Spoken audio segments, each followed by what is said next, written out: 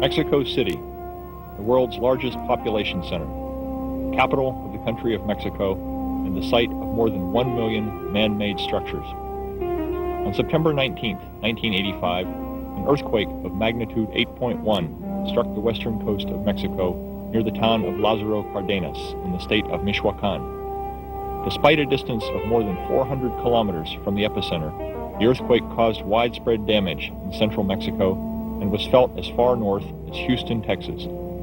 This was followed on Friday, September 20th, by a magnitude 7.5 aftershock, with an epicenter 100 kilometers southeast of the main earthquake.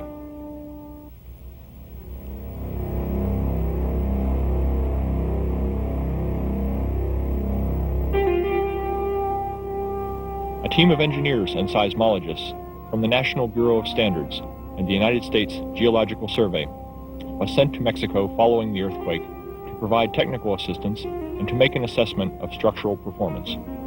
More than 400 buildings collapsed in Mexico City alone. Why these structures failed and why others withstood this exceptionally strong sequence of earthquakes is of interest to engineers worldwide.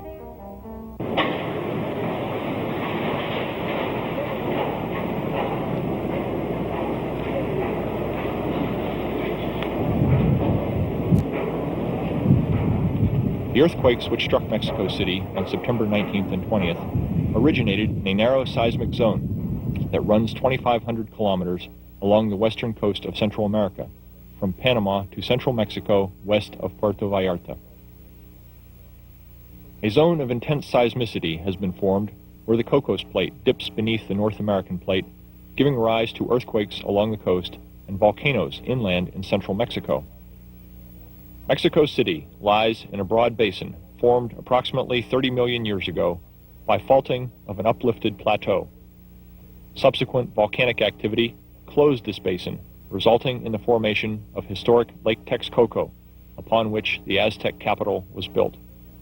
The expansion of Mexico City by the Spaniards led to the gradual draining of Lake Texcoco. Today, much of the city rests on lake deposits made of highly plastic clays and sands with thicknesses of more than 50 meters. These lake deposits have long been identified as a factor making Mexico City particularly vulnerable to earthquakes. When unconsolidated material underlies a site, the seismic shaking is modified from what it would have been on competent rock. The general trend is for unconsolidated sediments to increase the amplitude of ground shaking at higher periods, leading to what is generally termed soil amplification. There is, however, a considerable variation in subsurface characteristics across the width of Mexico City. In the historic district, the weight of structural loading has caused a gradual consolidation of the lake sediments, leading to slightly lower response periods than one might find in less developed areas of the city to the east, near the airport. To the south, near the University of Mexico, the sediments are shallow, and soil amplification is not significant. Shortly after the initiation of the earthquake, the wavefront was recorded by a newly developed array of strong motion accelerographs stationed in the states of Michoacán and Guerrero. These indicated peak accelerations of approximately 0.1 g. However, because most buildings are founded on rock in this area, little structural damage was observed compared to that in Mexico City. By the time the first waves reached Mexico City, 400 kilometers northeast of the epicenter, the smaller periods had been attenuated. The University of Mexico had several accelerograph stations in the Valley of Mexico which were operative at the time of the earthquake. The SCT station, located on the grounds of the Telecommunications Center, provides a good indication of response in the historic district, where most of the structural damage occurred. The Central de Abasto station, located 4 kilometers south of the airport, provided a record of the response of unconsolidated soils. At the Communications Center, the predominant acceleration component was east-west, with a period of approximately 2 seconds. Vertical accelerations were negligible. The east-west ground motion records indicated peak free field accelerations of 0.17 g, with peak-to-peak ground displacements of 42 centimeters. The striking thing about this record is that these maxima persisted for nearly half a minute, the result being that any structure with a natural period close to that of the earthquake, had ample opportunity to be driven to resonance. The Central de Abastos record, though showing peak accelerations of only 0.082 g, persisted a phenomenal 3 minutes, with a period of 4 seconds. Ground motion here reached as high as 50 centimeters, peak to peak. Fortunately, this area contained principally low-rise structures, with periods well below that of the earthquake. In the center of the historic district, where many buildings between 5 and 20 stories high did match the natural period of the quake, devastation was widespread. Red dots here mark the locations of damaged or destroyed buildings. More than 400 structures collapsed, with 700 more seriously damaged. Practically all of these were confined within a 5 by 5 kilometer area just east of the U.S. Embassy.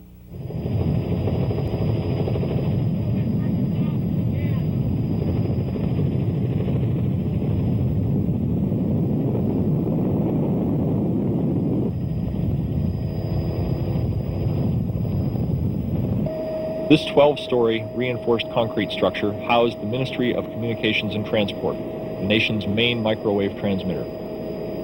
Failure of this structure precipitated a near-total collapse of long-distance telecommunications between Mexico City and the rest of the world, a factor which complicated the coordination of international rescue efforts. The collapse appears to have been initiated by crushing of the northwest corner of the T at roof level by predominantly first-mode torsional oscillations.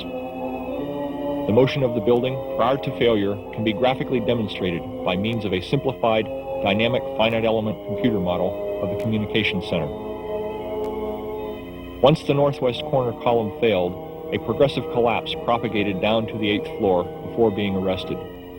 In this particular case, the T shape of the structure appears to have been a disadvantage with respect to aseismic design. Hospitals are one of the most critical facilities in any disaster. However, major portions of 3 of the city's largest hospitals collapsed. Some 1,200 people were buried as 6 buildings collapsed at the Centro Medico and Mexico General Hospital, one of the largest medical complexes in Latin America. At the Mexico General Hospital, failures in beam-to-column joints led to the collapse of these 6 and 8-story reinforced concrete frame structures. A new reinforced concrete parking garage, just 10 meters away, received only negligible damage. Yet another 400 medical personnel and patients were trapped in the maternity wing of the Juarez Hospital, 8 blocks south of the Presidential Palace. Like the General Hospital, this 9-story reinforced concrete frame structure collapsed towards the east, exhibiting localized failures at the beam-to-column joints of each floor. Under confinement, rather than lack of punching shear reinforcement, contributed to the joint failures. The Juarez Hospital received considerable media attention as rescue personnel continued to retrieve survivors as late as 10 days after the earthquake by tunneling through the debris between the floor slabs. Heavier rigging equipment and more rapid slab cutting techniques, such as an oxygen lance, may have substantially reduced the time required to remove the debris and reach possible survivors.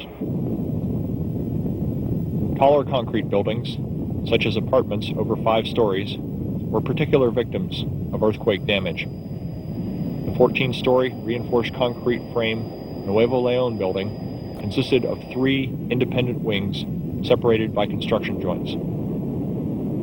The 2 northernmost wings, each containing 196 apartments, apparently collapsed from overturning due to an asymmetrical foundation failure. Supporting columns were sheared or pulled from the foundation on the west side of the structure, which likely led to crushing of the eastern columns and the eventual toppling of the structure as a single unit. Heavy damage was also sustained in the Juarez apartments, just west of the medical center. 2 8-story and 1 13-story reinforced concrete flat slab structures collapsed in this area.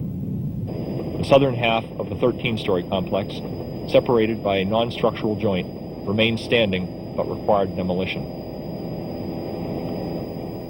Failure in these buildings appears to have been caused by base column shear rather than slab punching. These apartments were typically built in groups of 3 to 4 identical structures. The 3 sister buildings to this one came through in near perfect shape. The observed pattern of selective damage, which was focused geographically in certain parts of the lakebed region of the city, and which affected particular buildings while leaving others undamaged, can likely be directly related to the subsurface conditions. Deep lake deposits tend to amplify ground motion. The period of this motion is related to the depth of the deposit. When the natural period of a building residing on top of this deposit coincides with the ground motion period, large lateral forces are developed. The apparent selectivity of destruction, as illustrated in the Juarez apartments, suggests a need for substantially greater understanding of the subsurface geotechnical characteristics of Mexico City, as well as accurate three-dimensional computer modeling of wave propagation characteristics from the basement rock to the surface.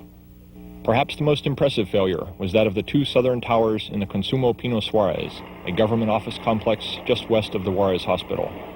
These 14 and 21-story buildings utilized an exterior welded box column frame and an integral composite slab system.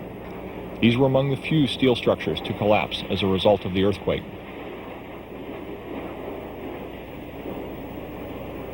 Despite heavy truss floor beams, very little ductility appears to have been developed due to buckling of the truss braces under reversed loading.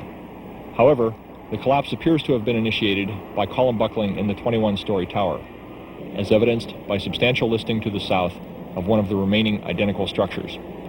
This tilt apparently introduced increased forces in the columns, which then precipitated a brittle tensile fracture on the north side of the frame, presumably at a joint line near the second story. The 21-story tower then collapsed as a single unit towards the south, leveling the 14-story building in the process. The reason why so many apparently well-designed structures collapsed in the central portion of Mexico City is best explained by the design response spectrum from the communications center site. Structures with natural periods in the vicinity of 2 seconds, which is about 5 to 20 stories, were subjected to lateral accelerations of up to 1 g, nearly 6 times the highest lateral acceleration previously recorded. This large amplitude, combined with the exceptionally large number of stress reversals, contributed to the majority of the collapses. The yellow line shows the current Mexico City building code design spectra for non-ductile frames, which was based on previous earthquake records for the Valley of Mexico. Thus, even buildings designed entirely in accordance with the code were severely under strength for this quake. Several construction techniques, however, were exceptionally vulnerable to earthquake forces. This modern bank building was a 10-story reinforced concrete structure which used a flat slab design. In many cases like this, the use of thin slabs precluded the placement of sufficient shear reinforcement in the vicinity of the slab-to-column junction.